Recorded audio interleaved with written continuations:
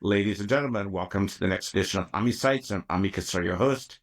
Unfortunately, my co-host Lynn Ozer, aka SBA Queen, is not here with us today, but we have a special guest.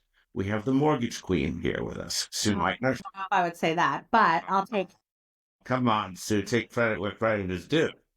Sue Meitner is a fellow EO mate of mine, and she's a founder and CEO of Centennial Lending Group. And pretty interesting, she kind of does what I do, but for residential mortgages. Sue, welcome to the show. Thank you so much for having me, Ami. I'm so happy to be here with all of your listeners, and I hope that I bring value to each and every one of them today. So let's start with it. What do you think of my outfit of the day, Sue? You like? Okay. Sue, why don't you start and tell us how you got into the residential mortgage business? Well, nobody grows up and graduates from college and says, I want to be a mortgage lender. But I had a job at the Gap actually through college, was in their intern program and became a manager right after I graduated. And I thought that I was going to live in the Northern Virginia, DC area making $20-something thousand.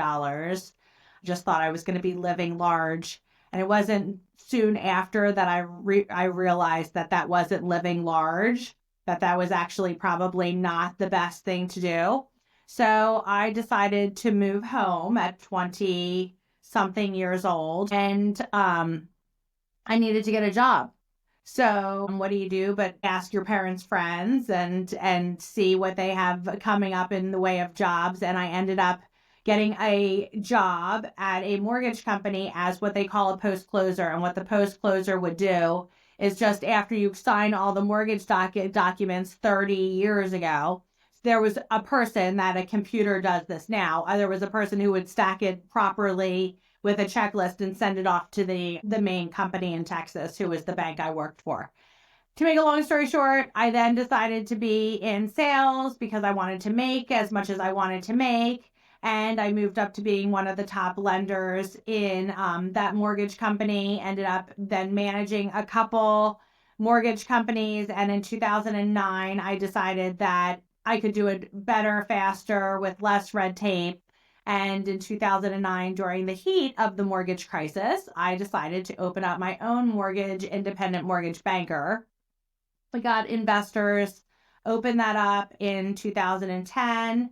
And I merged companies with another company in 2018. So long story short, I've gone from having probably the lowest job in the mortgage industry to being the CEO of a mortgage company. But right now I do the things that I love, and I help mentor people. I help coach people. I help give people their mortgages, and I have a very great life because I get to help people with their biggest purchases, which is usually their homes. Long story short, there you go. There you go. So you started in 2010. Tell us about, I have no idea what it takes to start your own residential mortgage business. So what does that involve? Yeah, it's kookaloo crazy. You have to be somewhat insane to decide to start your own mortgage company because there's two ways that you can do it. If you decide that you're going to be a broker, you need about an investment of about $50,000. You need to get your broker's license with the state of Pennsylvania nationally through the NMLS, the National Mortgage Licensing System, and you need to go through their criteria. I wanted to have skin in the game, so I pulled together about $3 million. I was actually a banker, an independent mortgage banker. You have to have a warehouse line. You have to fund your own loans. You have to have underwriters and investors and credit lines and payroll and like all this crazy stuff that I had no idea that you would actually need to have. I'm so grateful for the experience, but I just took it one step at a time.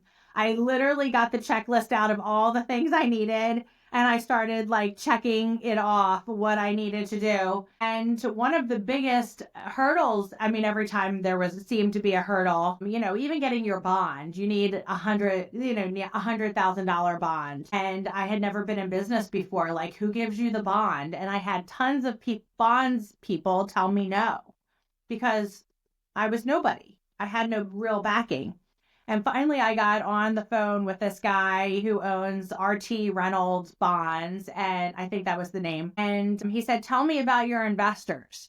So I started ticking through the investors, and I had 5 investors who gave me about $3 million plus my own funds. And I started telling him about the investors that I had. And he said, "Wait, who's your investor?" And I said who my investor was. And he said, "Consider your bond done." And I said, "What do you mean, consider my bond done?" He said, "Well, just having this conversation with me, I heard who your investors are. One of your investors is the largest bonded person in the city of Philadelphia, and to consider yourself bonded." But like, until And it got easy after that, right?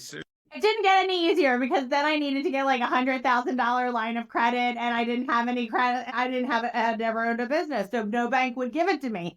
So then I had to like jump. I kept on feeling like I had to jump through the fiery hoops naked. So it was just one thing after the other. And then you have to get down to doing business and writing mortgages and seeing who your investors are going to be. I know I learned so much. Who knew that a warehouse line had terms and conditions and covenants? Like all this crazy stuff that I would never have imagined. I wouldn't give it back for the world, but it was a lot. It was a lot, and I don't even know if I could do it today. So how long did you do it before that way? What I did, well, I worked for people from 1992 until 2010. And then I owned my own mortgage company from 2010 to 2018. So we did it that way for 8 years. We would churn and burn mortgages. We were, Inc. 500, one of the fastest growing companies. We had about 100 employees. Our payroll was about $660,000. It was pretty substantial, and we really enjoyed it. And it wasn't really until I wanted to be more present with my family that I decided that I just couldn't do it all. So you sold in 2018, is that correct? Sold in 2018, yes. Yeah.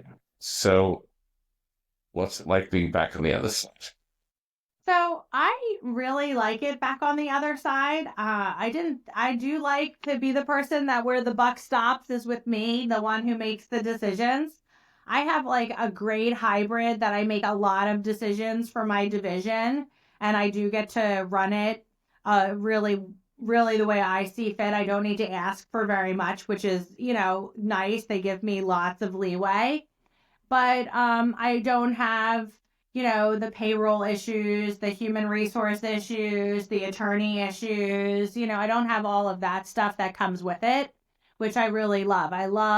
And what I couldn't do when I was being the CEO of the company actually was I couldn't cultivate people to be really great at what they do.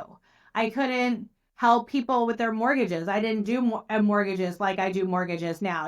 I love helping people. And what I really love working with is women who want to buy houses. I love helping first-time home buyers, and I love helping high net worth self-employed people who get told no. So lots of originators and mortgage people don't understand how to read tax returns, don't understand how people do their business. Like to, especially right now in the first quarter, people are getting ready to do their taxes. They don't know if they want to pull money out of their house. Talk to me, because I'm the one who's going to say, look, this is what you need to show as your bottom line. This is the amount of that you can deduct. Because when you're self-employed and any small business, good strategist will tell you, write off as much as you can. I'm going to tell you, unless you're trying to get a mortgage. Or sell your business or get a business loan. Right. Exactly.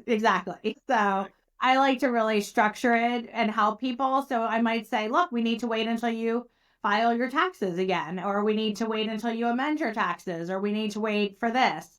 But there's many strategies. Sometimes I can add depreciation back. There's many strategies that you can work with to work on those high net worth individuals who are self-employed. Is that a big part of your practice, working with self-employed individuals? Very much so, yes. Do you market that as like a theme of what you do, or do people just kind of find you? No, we do. We have been marketing it more often, but it is something that we're working with. That's one of our 3 main campaigns that we're working on this year. You can't roll everything out at once. So we will be working more with first-time home buyers with it. We just rolled out our Keys to Her Kingdom campaign for empowering 100 women to purchase houses between 2025 and 2030. And we will be rolling out 2 other campaigns for first-time home buyers and also for high net worth or really any type of self-employed borrower. So I am, say, going to go buy a house. Why do I go to somebody like you instead of going to Wells Fargo, Bank of America, or somebody like that? Well, it's pretty much the same reason why do you go to a boutique hotel instead of going to a huge hotel that you're nobody at.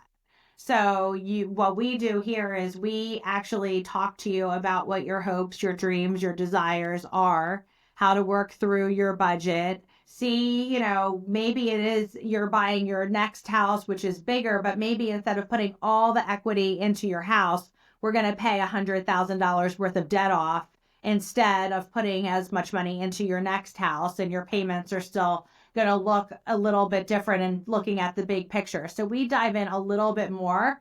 If you go to a Wells Fargo or a Bank of America, you're not getting a fully licensed originator or somebody in the top 1% of the United States in mortgage originators. You're getting a registered loan officer who hasn't taken a test to have the credentials that somebody such as myself would have.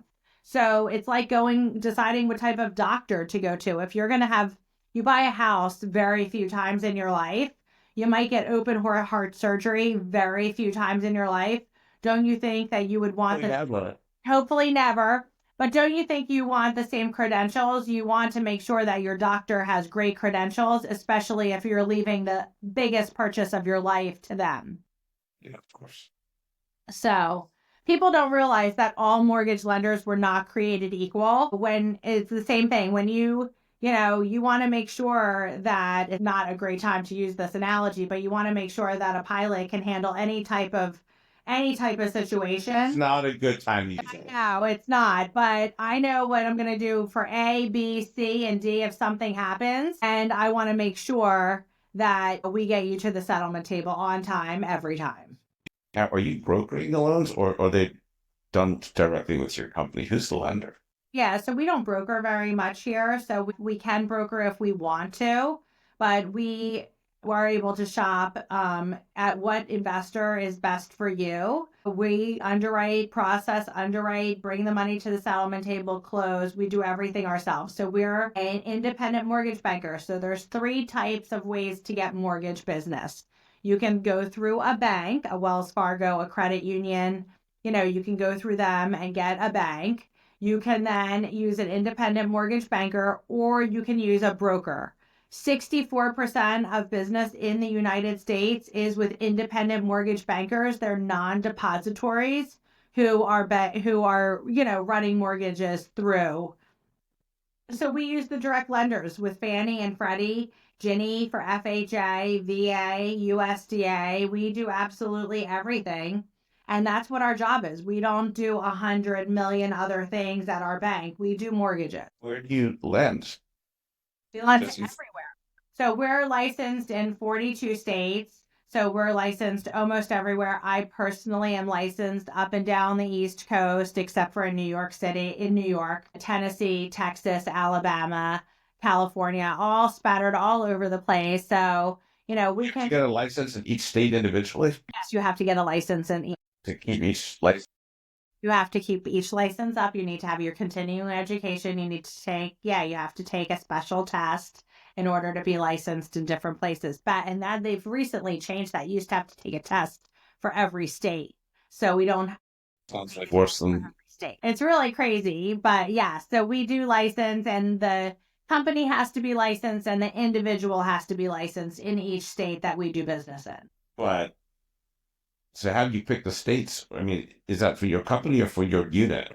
So the company is in 42 states. I'm in like 26 to 30. I don't remember how many. And it's really wherever I'm doing business. If somebody calls me in Tennessee and I can get licensed quickly in Tennessee, I get licensed quickly in Tennessee if I see that I'm going to be doing more than 1 or 2 deals. So it matters. I do a good amount of business in Florida, North Carolina, South Carolina, Alabama, Maryland, Delaware, New Jersey, Pennsylvania. I mean, the lion's share of my business I do in Pennsylvania, New Jersey, and Florida. So if you look forward to the window ahead, what do you see happening to the housing market, interest rates, all that stuff? Yeah, so if I could have a glass ball, I would be drinking a pina colada on the beach, and not That's working. my saying. You can't eat. But I think I say a mojito. So Okay, so a mojito. So I do think that we are going to see values being the same, if not higher, with regards to how the housing market. We definitely have a shortage of housing. We're not pre-COVID, and our shortage of housing and the demographic of, the different generations moving into home ownership, there is not going to be enough houses for them. I do think that interest rates should be lower than they are right now, but I don't think we're going to see interest rates lower this year. I think that we're going to stay pretty much in the sixes for the majority of the year unless something crazy happens and Trump can have his way and getting them down a little bit lower, which I would absolutely love. But I think that we're going to see sixes, and I don't think until 2026 we're going to see them lower, maybe high fives. But I do think that we need to see the federal fund rate come down. Now, the federal fund rate doesn't actually indicate what mortgage interest rates do. It's more on with regards to people moving money out of one place of stocks and moving it into the 10-year treasury and bonds. But we're not seeing that right now because why is somebody gonna do that when they're practically even? So what we need one to do is come down a little bit, and then you'll see people put more money into the 10-year treasury bonds. And then interest rates will hopefully come down because they are a little inflated right now. if you redid your journey from starting your own company to selling it, now to being sort of having a very independent unit of a bigger company, are you happier now than you were before? Or it's just different? So I always said when I couldn't put my head on the pillow and go to sleep at night that I needed to pivot. And I was not able to be a good mom. I was not able to be a good CEO in the way that it was going because I had too many responsibilities and there wasn't enough me to go around. And it was not only hurting my company and my children, it was physically and medically hurting me. So I wasn't able to put my head on the pillow and go to sleep comfortably at night and sleep through the night. So the universe was very kind to me, and I'm very thankful that I always listened to my gut. And I happened to go to a conference after I had toured the University of Alabama with my son when he was a junior in high school. And I said, Drew, this is an amazing school. And he said, how would you know, Mom? You've been on the phone the entire time. And I was like, no, I haven't. And he's like, what did you like about it, Mom? And I really was like, look, it's so pretty.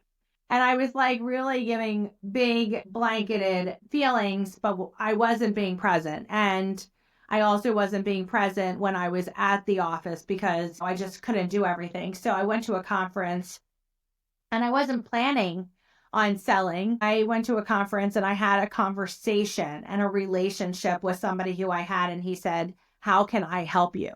And one of the best things that people can say during a conversation is, how can I help you?